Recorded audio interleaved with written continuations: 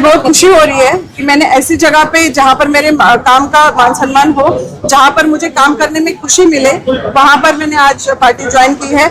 ऐसी जगह से मतलब जहाँ प्रदेश में और राज्य में काम करते समय मेरे जो वरिष्ठ है वो तो मेरे साथ रहेंगे, भाजपा के लोग भी मुझे समझेंगे क्योंकि उनको भी पता है कि मैंने इतने 8 साल से यहाँ पर काम किया है और मुझे इस वक्त ये निर्णय लेना पड़ रहा है। तो इसलिए लेना पड़ रहा है कि यहाँ के जो लोकल लोग हैं, जो नरेंद्र मेहता जी है, उन्होंने प्राइवेट लिमिटेड कंपनी स्थापन करके बीजेपी के आड़ में वो अपने लोगों को सेटल कर रहे हैं यहाँ पर। उस चीज को विरोध करने के लिए मैंने यहाँ पर अभी शिवसेना का दामन थामा है और मैं यहाँ पर रह के भी समाज सेवा कर सकती हूँ, तो मैं यहाँ से अभी काम करूंगी। तो उनको भी अंधेरे में रखा गया, उनको भी ये बोला गया कि हम लोग, मेरा लिस्ट में नाम यहाँ से भेजा गया था, एक अकेली का नाम भेजा गया था 7 नंबर वार्ड से। उनको भी लगा कि यहाँ पर मेरा नाम फाइनल होने तक है और एबी फॉर्म्स उनके हाथ में थे और वो एबी फॉर्म 7-Eleven क्लब में रखे गए थे, ना कि बीजेपी के ऑफिस में रखे गए थे।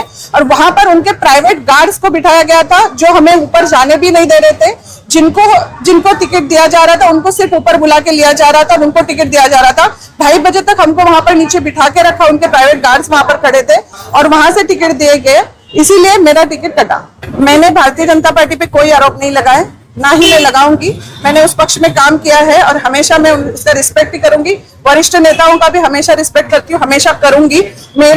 मुझे अगर प्रॉब्लम है तो लोकल नेता से, सिर्फ नरेंद्र मेहता जी से, बाकी मुझे किसी से भी कोई प्रॉब्लम नहीं है। मैं उनके साथ युति में है तो मैं उनके साथ मिलूंगी भी, काम करूंगी भी और उनसे बात भी करूंगी। हमारे सभी भारतीय जनता पार्टी में रहने के बाद शिवसेना में आए सभी हमारे लोगों का मैं स्वागत करता हूं। भारतीय भवन को विरोध किया, मगर हमने 38 करोड़ रुपए लाके वो काम भी शुरुआत कर दिया जो पिछले कई सालों से उत्तर भारतीय भवन के लिए लड़ रहे थे लोग, वीरा भाईंदर के शहर के, तो वो काम हो गया। बंगाली समाज भवन रेडी हो गया, लोकार्पण हो गया। मिथिली समाज भवन रेडी हो गया, लोकार्पण हो गया। उसी के साथ महाराणा प्रताप भवन तैयार हो गया, बंगाली भवन जो है तैयार हो गया, साउथ इंडियन लोगों के लिए भवन है वो रेडी हो गया। साथ ही में हमारे सरदार वल्लभ भाई पटेल भवन रेडी हो गया, उसका भी लोकार्पण हो गया। हमारा वारकरी भवन रेडी हो गया, उसका भी लोकार्पण हो गया। ये तो चाहते हैं कि मैं सत्ता में आऊं तो ये सब भवन उनके जो क्या बोलते हैं, अभी दीपाली ताई ने बोला, और लुच्चे लफंगे जो उनके चारों बाजू में फैले हुए उनको दे दूं, ताकि उनके माध्यम से वो आमदनी खुद की बढ़ा सके। जैसे उन्होंने वो हमारा दुरंत मोतीराम का जो मीरा भाईंदर शहर का बच्चा है, वो उसकी हत्या हो गई थी, हत्या ही मैं कहूंगा, क्योंकि वो अगर गलती ठेकेदार की वजह से अगर उसकी मृत्यु हो गई तो वो हत्या ही है। तो उसके पिताजी ने तो 5 लाख रुपए जो है मुआवजा लिया भी नहीं कॉर्पोरेशन का, मगर उसका जो ठेकेदार है वो ठेकेदार को दूसरा, वो प्रियंका नाम के एक उम्मीदवार है उसको टिकट दिया, वो मधुसूदन पुरोहित जो ठेकेदार है उसको टिकट दिया गया।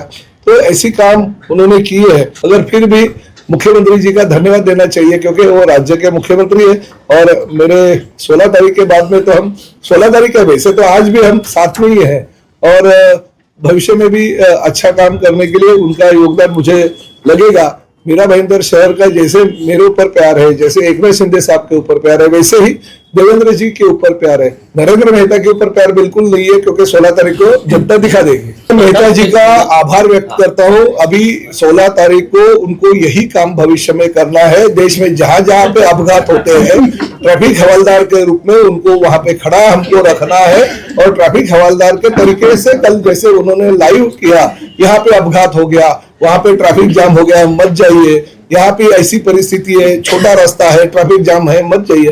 तो अच्छा है ना, ट्रैफिक हवलदार का काम वो अगर कर रहे, परिवहन मंत्री के रूप में निश्चित रूप से उनको मैं समर्थन दे दूंगा कि हर जगह पे जहां जहां पे ऐसे अपघात होते हैं उन्होंने जाना चाहिए और लोगों की मदद करना चाहिए, क्योंकि मीरा भाईंदर शहर की जनता तो उनको 16 तारीख को शहर के बाहर ही फेंक देगा। अरे मेरा ये कहना है, मैं मेरे नाम पे मत मांग रहा हूँ, उन्होंने उनके खुद के नाम पे वोट मांगना चाहिए ना। कमल को बाजू में रख दीजिए, खुद के नाम पे अगर वोट मांगेंगे तो उनका एक भी उम्मीदवार का डिपॉजिट नहीं बचेगा, सबके डिपॉजिट जब्त।